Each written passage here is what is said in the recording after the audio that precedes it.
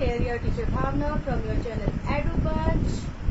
If you like the video, press the like button. If you want the more videos of your choice, please write the topic in the comment box. Next time we will make a video for the same topic.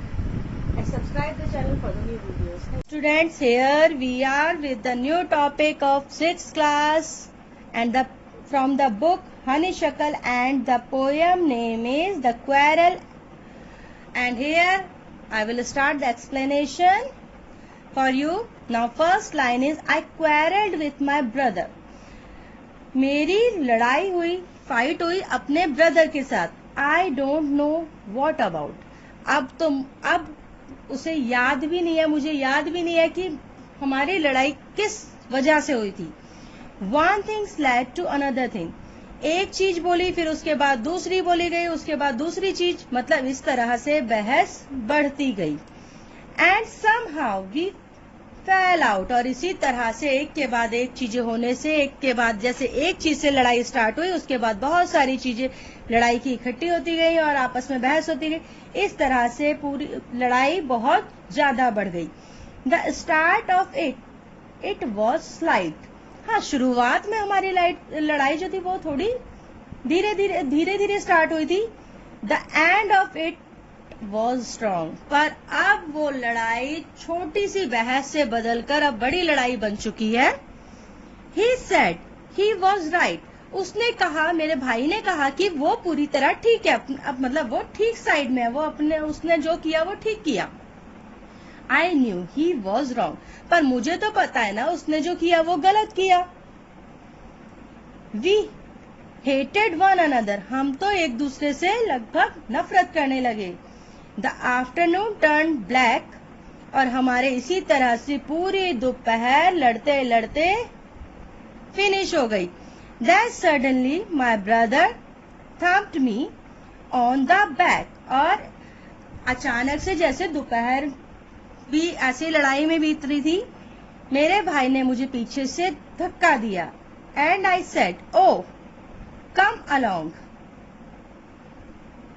कि वो मतलब उस लड़ाई को दोबारा start करना चाह रहा था कि आओ फिर से लड़ाई वाली बातें स्टार्ट हो गई. We can't go on all night. अब लड़ाई हुई थी, भाई बहन के बीच में लड़ाई हुई, because here the author is girl. कि यहाँ पे जो ऑथर है वो हमारी गर्ल है. तो यहाँ पर उसने बोला कि we can't go on all night. अब इस तरह भाई बहनों की लड़ाइयां तो होती रहती है. अब इस तरह पूरी रात तो लड़ाई कंटिन्यू नहीं हो सकती थी. हमारी सबकी लड़ाई होती है अपने ब्रदर सिबलिंग से, ब्रदर सिस्टर सबसे, बट वो लड़ाइयां रात तक नहीं चलती. रात तक आते आते वो दिन में ही फिनिश हो जाती हैं. I was in the wrong. अब जैसे रात हुई, अब रात को ब्रदर आता है और वो बोलता है, एक्सेप्ट करता है कि हाँ मेरी गलती थी.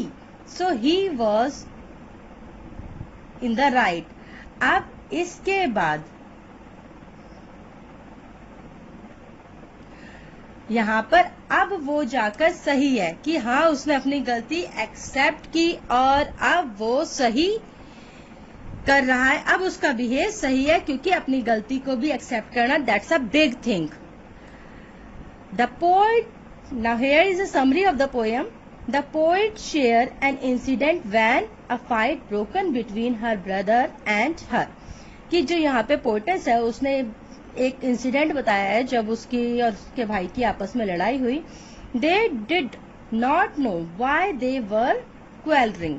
अब उन्हें ये याद भी नहीं है ठीक से कि किस बात पर लड़ाई हुई थी, क्योंकि बातें हमेशा छोटी होती है बट उससे लिंक्ड बातें बहुत सारी खुल जाती है लड़ाइयों में और लड़ाई बिग हो जाती है. Initially it was will the small fight. हाँ, शुरुआत में छोटी सी बहस थी, छोटी सी लड़ाई थी, but soon it become strong. हाँ, जैसे जैसे वक्त बढ़ता गया और जल्दी ही वो बड़ी लड़ाई में बदल गई.